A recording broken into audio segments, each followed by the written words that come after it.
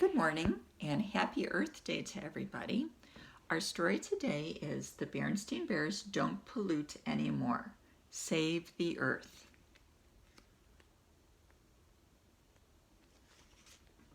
Well, looky here, said Papa Bear as he opened the evening news. Your friend, Professor Actual Factual, got his picture in the paper. Oh, said brother and sister, coming to see. There's a big story too, said Papa, and a headline. My goodness, said Mama Bear, what's it about? Leading scientist claims bear country is in serious trouble, he said, reading the headline. What sort of trouble? Asked Sister.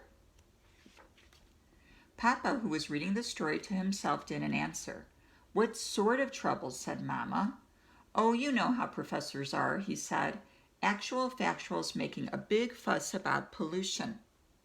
Well, I know how Professor Actual Factual is, said Mama, and I think he's quite sensible.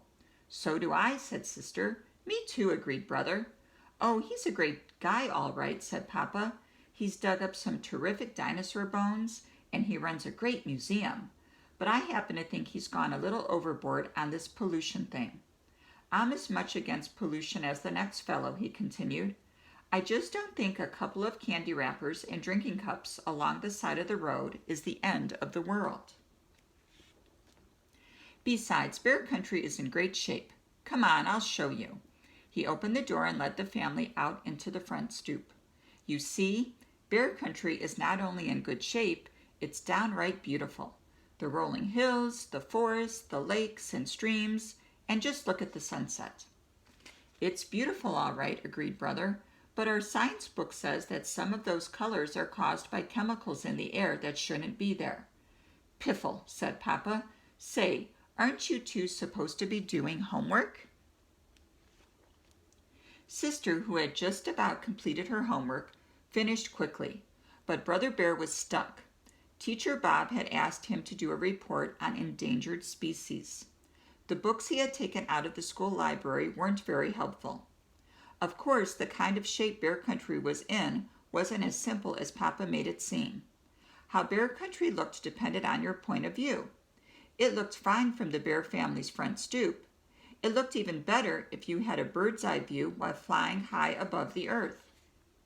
But if you had a squirrel's eye view and were finding fewer and fewer acorns because too many trees were being cut down, bear country didn't look so fine. If you had a duck's eye view, you might think the professor was right about pollution. And if you had a fish's eye view, you might think things were downright awful. The next day, Brother decided to visit the museum to ask Professor Actual Factual for help with his endangered species report. Sister Bear went with him. Professor Actual Factual was usually cheerful and friendly and bubbling over with ideas and projects when the cubs visited, but this time he looked worried and glum. He cheered up a bit when he saw them, but when Brother told him the purpose of the visit, to get help on a report about endangered species, he said something very surprising. I'll tell you the endangered species to do your report on. Us. We don't understand, they said. It's very simple, explained the professor. We bears and all other creatures need certain things to survive. Clean air to breathe, pure water to drink, and good soil to grow food in. If we don't do something about pollution, we're all going to become endangered species. Come, he said, you'll understand soon enough. He led them out to where the Actual Factual mobile was parked. It was a special van with all kinds of scientific gear in it. Then the professor took Brother and Sister Bear on a bear country tour they wouldn't soon forget. They went past Grizzly Gus's garage, where they saw oil leaking into a stream, getting on a duck and killing some fish. They went past the old box factory, where they saw ugly black smoke pouring into the air. They scuba dived into Great Bear Lake, where they saw everything from soda cans to rusty old bed springs, and worse. They saw a fish tangled in a plastic soda can holder. They cut it loose, but they couldn't rescue all the fish from all the plastic holders, carelessly thrown away. They drove through the forest and saw that a great many trees had been cut down, and that not many new trees had been planted to replace them. "You might speak to your dad about that," said the professor. "He and his fellow woods bears could help with that problem." "I think I know what you mean about becoming an endangered species," said Brother when they got back to the museum. "Yes," agreed Sister, "but what are we going to do about it?" "Did the evening news story do much good?" asked Brother. "Not much," said the professor. "The idea that bear country is in serious trouble because of pollution seems to be hard to get across." "To grown-ups maybe," said Sister, "but we understand, and all our cub friends will too, because we're the ones who have to live on a messed up, polluted earth when we grow up." "Professor," said Brother, "how does this sound? You come to our school and explain all about pollution to the cubs of bear country. Maybe we can do something about it." Actual Factual was impressed. "I'll give Teacher Bob a call right away and arrange it," he said. And that's what happened. The cubs were all eyes and ears as Actual Factual told them all about the trouble bear country was getting into. First, he taught them 3 important new words: ecology, conservation, and recycle. The way the professor explained it, ecology means how all the creatures, the plants, and the earth itself work together. Conservation means not wasting the valuable things of the earth, like water, oil, wood, and metal. And recycle means finding ways to use some of those valuable things over and over again. The cubs learned quite a lot from Actual Factual, and they had some ideas of their own too. "How about a recycling program?" suggested one cub. "Maybe for newspapers to start," added another. "Then if it works, for cans and bottles too," Tim Honeypot said.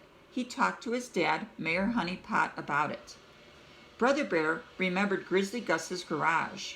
"You shouldn't be allowed to spill oil into the streams and kill fish," he said. Babs Bruno, whose dad was the chief of police, said, "I'll talk to my dad. If there isn't a law against it, there ought to be." Even Too Tall helped with an idea. "My uncle owns the Super Duper Market. He could put in a bag return plan for reusing bags." "Excellent suggestion," said the professor. "And if some folks don't want to cooperate," added Too Tall, "me and the gang can lean on 'em a little." "The bag return is fine, Too Tall," said Teacher Bob, "but no leaning." Cousin Freddie had the best idea of all. "Let's start a club to stop pollution and call it the Earth Savers Club. We'll make posters and bumper stickers and have cleanups and marches and parades." But there was still the problem of Papa and his fellow woods bears. That evening, Brother and Sister told Mama and Papa about the Earth Savers Club and all the plans for stopping pollution. Mama was very impressed. Papa was too. "As I said before, I'm just as much against pollution as the next fellow."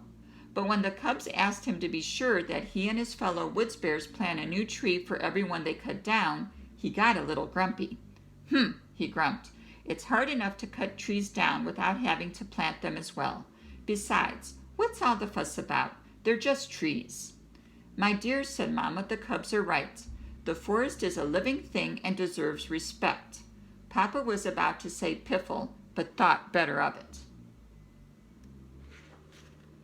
The problem of conserving the forest must have been on his mind, because that night he had a dream.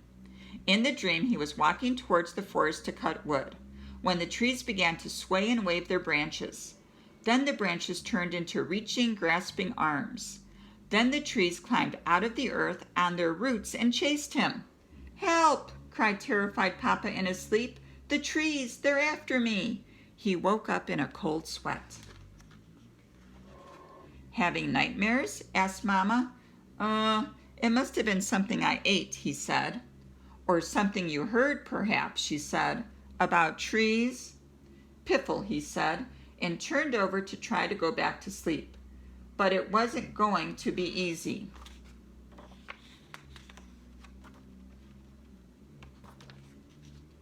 The cubs didn't expect to solve all of Bears Country's pollution problems but the Earth Savers Club made a good start. The mayor declared a special holiday called Earth Savers Day, and the Bears had a big parade. Brother and sister marched at the head with Professor Actual Factual. And they have all kind of signs. Be aware, be a conservation bear. Pollution's a fact, so clean up your act. Recycle now. Every litter bit hurts. Cubs for clean lakes and streams. Help save trees. Be a super duper bag returner. And Pape has a sign. It says, a good woods bear plants a tree for every single one he cuts. No ifs, no ands, no maybes, no buts. There were many grown-ups in the parade too, including Papa Bear, who carried a sign that did not say piffle. So it looks like they had all kind of good ideas for Earth Day. So maybe today you can go out in your yard, and if there's any trash around, maybe you can pick it up and put it in the trash can. So have a great Earth Day. Bye.